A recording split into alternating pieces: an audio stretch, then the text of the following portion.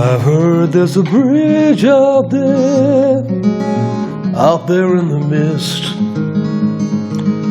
Some will deny it's there, others will tell you it don't even exist. It's not made of iron or steel nor stone, yet it spans the rising water. We are but bags of blood and bone, if we carry the weight of our sons and our daughters. And now the fields are all but drowned, and we climb up to the ridge. Some will seek the higher ground, some of us the bridge. Open the gates that we may follow, open the bridge to all of us. Open the floodgates to the river, open the bridge that we may cross.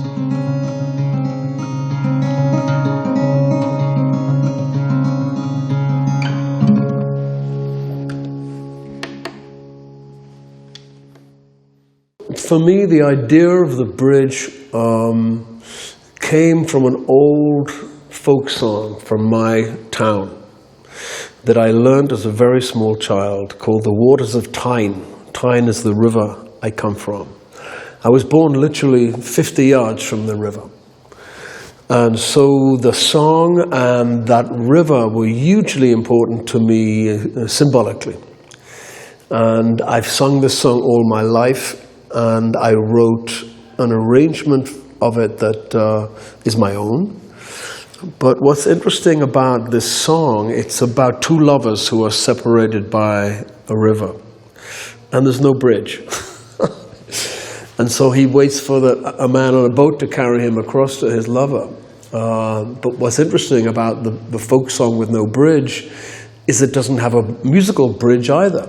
You know, a bridge is a way of transitioning from one part of the song to another. It usually represents a change of mind, a change of viewpoint, which leads to a key change, and then the coda goes out somewhere different. So the bridge as a song structure is a very important one. So I wrote a bridge for the old folk song. And then in doing that, I thought of the idea of the bridge, and then wrote another song based upon that idea. So all songs are connected. You know, you have an idea, which gives you another idea, which gives you another one. And all of the songs on the album are bridged by people being between worlds, between one place and another, between one world and another, between one state of mind and another, between life, between death, between relationships. Everyone is between. And I think we're all in that state right now, all of us. Between pandemics, between eras, politically, socially, psychologically, all of us are stuck in the middle of something. We haven't got there yet. We need a bridge. I need a bridge.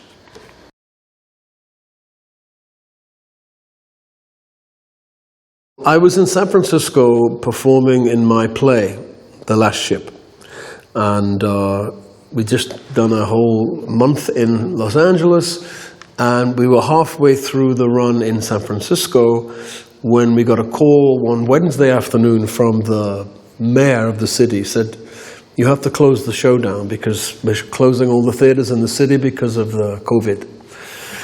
So that next morning, there was no show. I walked down to the dock, and I saw the cruise ship, which had been stricken by COVID, coming slowly under the San Francisco Bridge. And I recognized that this was probably an omen, you know, because it was bringing the plague into the city, and it was a good thing that we'd stopped. So I sent my cast back. We all went back to Britain. I put myself into Lake House in the countryside in England, and I began this album the next day. I just started to work. I didn't know what I wanted to say. Had no idea of a theme or anything else, but I just would, at 10:30 every morning, go into the studio and try and make a record.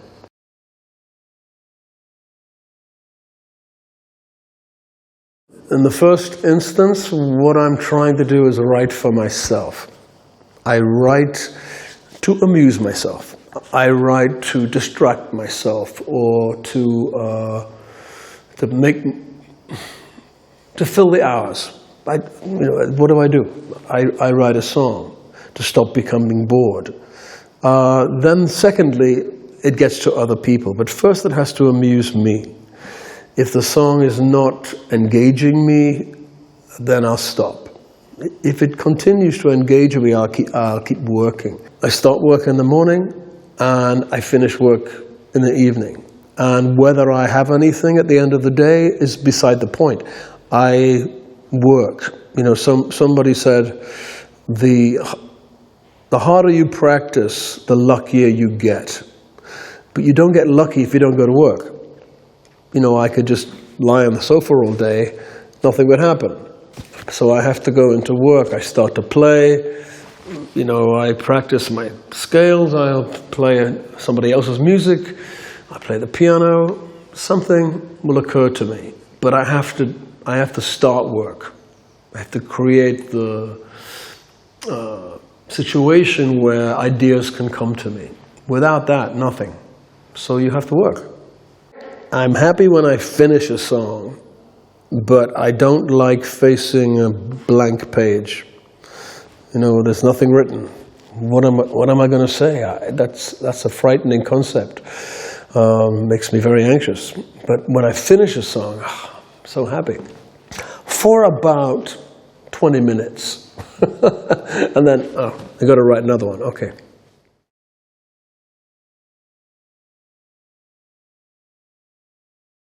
I think all albums are personal. You have to reveal something of your soul, of your history, of your passion, your hate, your love. Every album has to reveal something. I think when you start the creative process, you always begin with memory. And I had a very interesting childhood. I was born by a river. I was born by a shipyard. I watched thousands of men walk into that shipyard every morning to work on the big giant ships. I'd watched ships being launched, ships being built. And those symbols, the river, the giant ships, was such a powerful influence on me. I can't explain what they are, but I remember them to this day. So I always go to my past, because my past was very, surreal. I lived a surreal life as a child. I didn't appreciate it, but now as an artist in my old age, I recognize what a gift those symbols were, how powerful they were to me.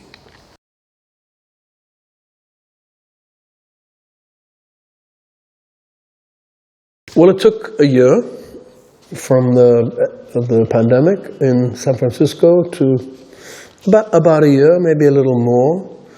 So I wasn't hurrying, and for a long time I didn't think I had very much, just little fragments, and it wasn't coherent until I stood back and said, I see what I'm writing about now.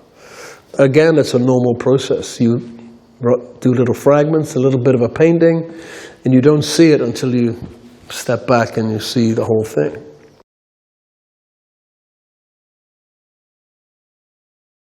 I've always been interested and grateful for folk music. I learned folk music as a little kid. I played a lot of folk songs, and it is one of the influences on my work. It informs my work. There's a lot of history in folk songs. A lot of my ancestors' history is there, whether it's about ships or rivers or battles, whatever. This is part of my heritage. And I find it interesting. It's not the only source of my inspiration. You know, I like jazz, I like rock and roll, I like classical music, but folk music is at the center of it.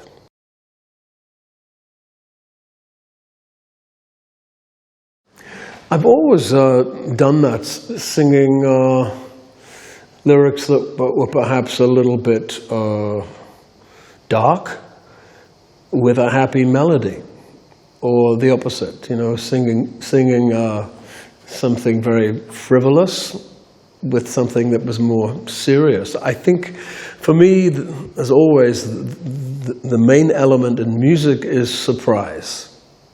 I want to surprise people. Melodically, harmonically, themes I choose, but also in the way I treat things. So, you know, if I write something serious with a happy melody, then people will have to say, why has he done that? Ask a question. Because I've done it deliberately. So the listener has to figure out why. I want to surprise people. I want people to be awake when they listen. You can't just, it's not just wallpaper. Music for me is not background. I personally process music before I process speech. If there's a conversation and music is playing, my brain goes to the music and not the conversation. So that's me. So I expect people to have the same amount of attention. And to do that, you have to grab their attention by a surprise. So I always try and put a surprise in the music that is constant. So, oh, I didn't expect that. Well, that makes me happy. For many months, I was just writing separate songs. And the album as a whole didn't make much sense. Until one day, I started to look at it in a much more global way and say, okay, if I put that song there and that goes there, I know what this record's about. It's about, these people are all between worlds, all of them. They're not settled. They're going from one thing to another. They dream to go somewhere else. They dream to cross the river. They dream to be in another relationship. They need to change this relationship. So all of those things brought me to the bridge. This album is about trying to make that journey.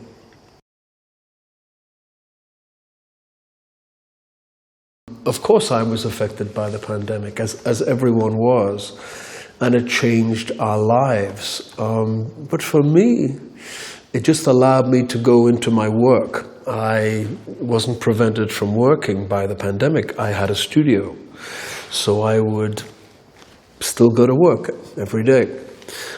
But I didn't know when this pandemic would end, whether I'd ever go back on tour again. So my entire life was now in the studio, with my studio desk, my instruments. Also, most of the musicians I worked with at a distance. They were in America, they were in France, they were in Italy, but very few performances were done in the same place, which is the magic of technology, but it's not intimate. I think the intimacy is an illusion. This album was made at a distance. Nonetheless, what I'm singing about is very much what comes out of here. What comes out of here. And so, like all my albums, it's intimate, but there's a technological aspect to it which is easy to explain, you know.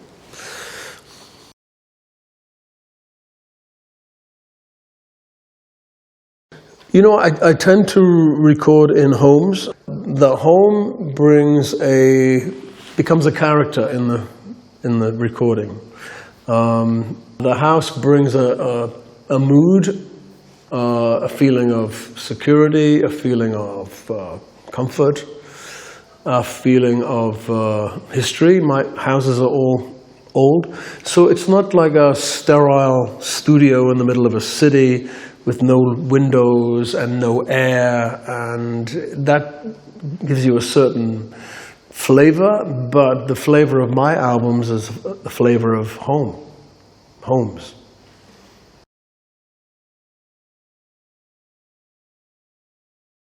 The album was recorded at a distance. A lot of these people were in different countries when they recorded with me.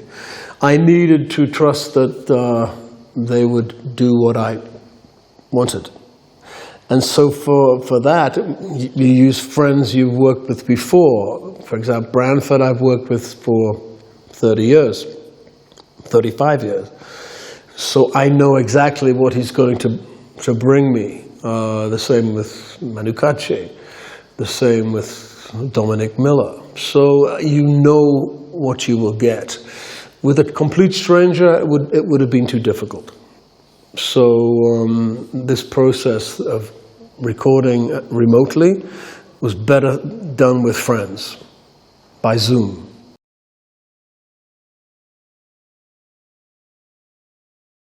When I write a piece of music, and it's structured well, some people hear music and they see color.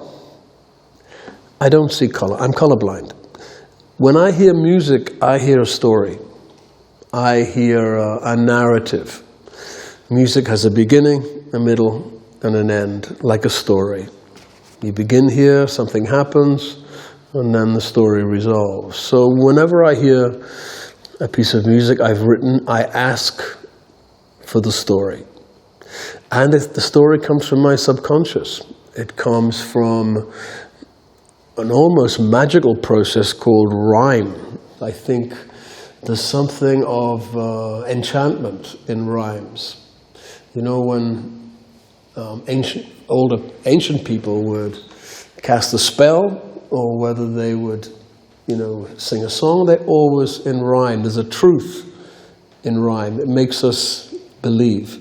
So I'm very intrigued by what rhyme is and why people respond to it.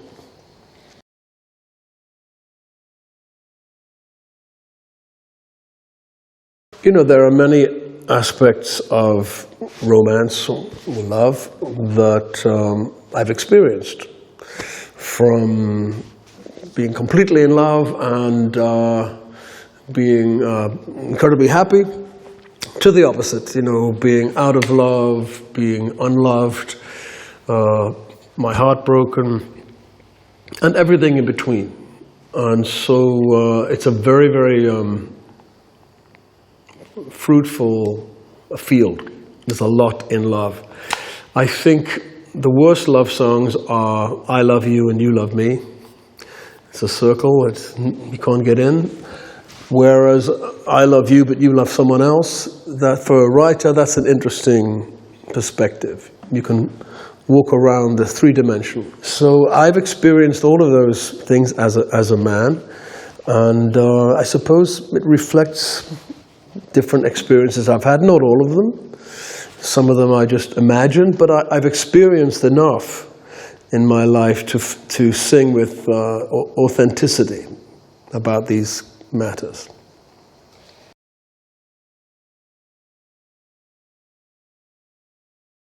I never had to put a uniform on and point a rifle at anyone.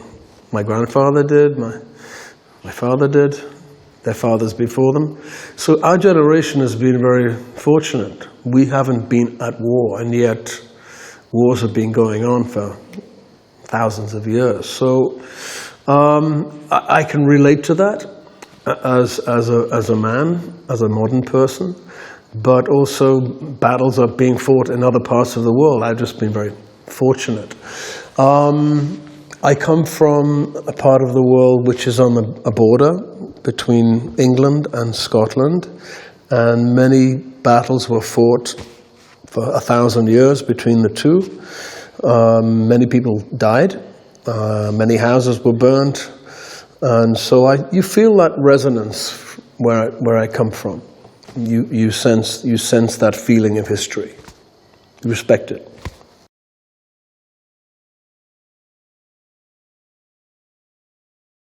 Every morning I get up and the first thing I do is I jump in the swimming pool. I swim every morning. It's kind of a religious ritual for me. I feel cleansed by it. My body appreciates that. My mind appreciates it. And so that's my morning ritual. Yeah, it's cleansing. It's it's called hydrotherapy. Water tends to help our state of mind. My relationship with water is pretty close because, as I said, I was born by a river, by the sea. It also has a religious aspect to me. You know, I was brought up in the church. Water and wine. Water was used to purify, they call it lavabo. All of those symbolic aspects of water, rivers, rain are very important to me, obviously. As a songwriter, it's a symbol that you can use again and again and again, and people understand it. They understand it deeply because we are water.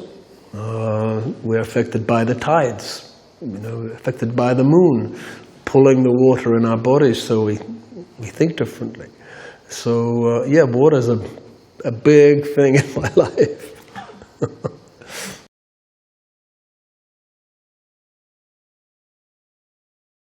Maybe I'm getting better at doing my job, which is revealing who I am through my songs and through the sound of my voice. But that's always been the intention, always. I think if you listen back to the older records, maybe it was more disguised. Maybe the production was more like a camouflage. But now I take stuff away to reveal just the central idea, the sound of a voice. The most important thing on the record is the sound of a voice.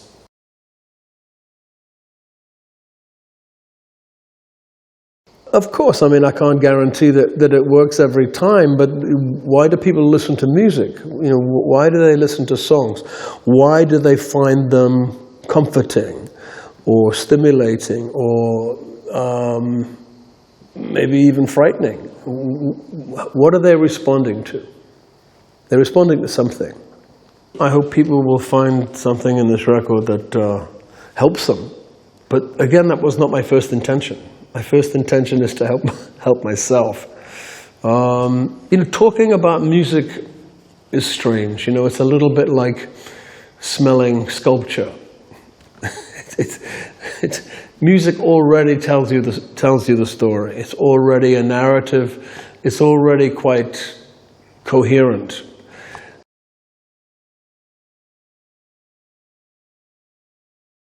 When I finish a record, I never think that I could write another one. I never assume that there will be another one. This could be the last record I ever make. This could be the last song I ever write. This could be the last rhyming couplet I ever write. This is how I live my life. So there's an intensity to that. And so, and an anxiety too. You become anxious that this is the last one. Who knows? None of us know. So that intensity carries into the music. That's what you hear. Anxiety, intensity, great love, great passion. But the feelings are not small. They're big emotions for me.